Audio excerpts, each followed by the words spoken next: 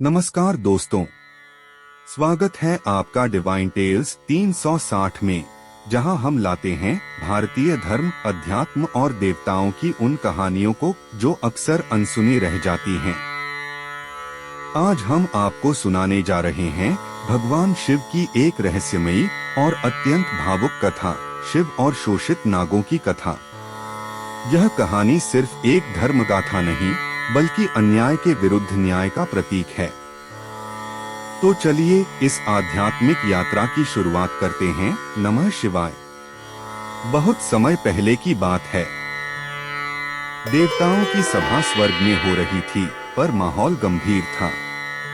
ब्रह्मा, विष्णु और अन्य देवता चिंतित थे।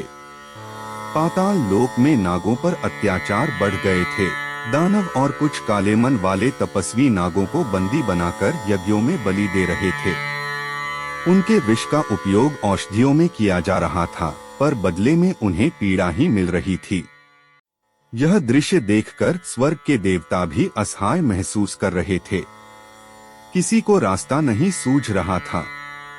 नागों के राजा वासुकी, जो स्वयं शिव भक्त थे, इस अन्याय को और सहन नहीं कर पाए। वे हिमालय की गुफाओं में चले गए और कठोर तपस्या शुरू कर दी। बिना अन्न जल के केवल नमः शिवाय का जाप करते हुए वर्षों बीत गए। उनके शरीर दुर्बल हो गए, पर भक्ति और वेदना से शिव का हृदय पिघल गया। एक दिन वासुकी के सामने दिव्य प्रकाश फैला और भगवान शिव प्रकट हो गए। शिवजी ने वासुकी से कहा, मैं जानता हूँ तुम्हारे वंश पर क्या बीत रही है। अब यह सहन नहीं होगा। वासुकी ने हाथ जोड़कर कहा, प्रभु, हमारी एक ही आशा बची है, आपकी कृपा। अगर आप न आए तो हम समाप्त हो जाएंगे। शिवजी ने शांत लेकिन कठोर स्वर में कहा, वासुकी, अब मैं स्वयं पाताल लोक जाऊंगा और अन्याय का विनाश निश्चित है। त्रिशूल उठाकर डमरू बजाते हुए शिव पाताल लोक की ओर चले।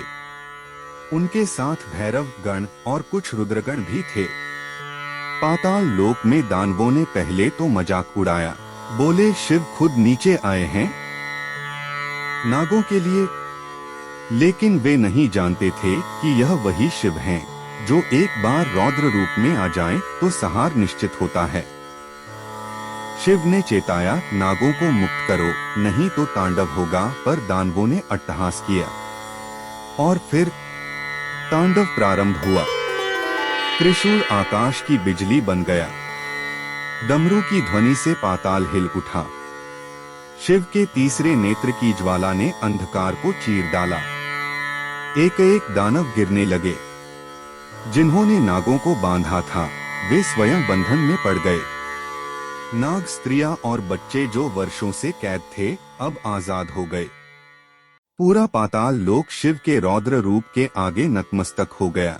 जब सब शांत हुआ तो शिव ने नागों से कहा, अब तुम किसी के अधीन नहीं रहोगे। तुम मेरे अंग हो। मैं तुम्हें अपने गले में स्थान देता हूँ, ताकि समस्त संसार देखे कि नाग वंश अब मेरे संरक्षण में है। शिव ने वासुकी को वरदान दिया कि हर शिवलिंग पर नाग की उपस्थिति अनिवार्य होगी। यह उनकी अमरता और सम्मान का प्रतीक होगा। नागों की आंखों से आंसू थे, लेकिन अब वे पीड़ा के नहीं, कृतज्ञता के थे। आज भी जब हम किसी मंदिर में शिवलिंग पर नाग देखते हैं, तो वह केवल एक सजावट नहीं होती।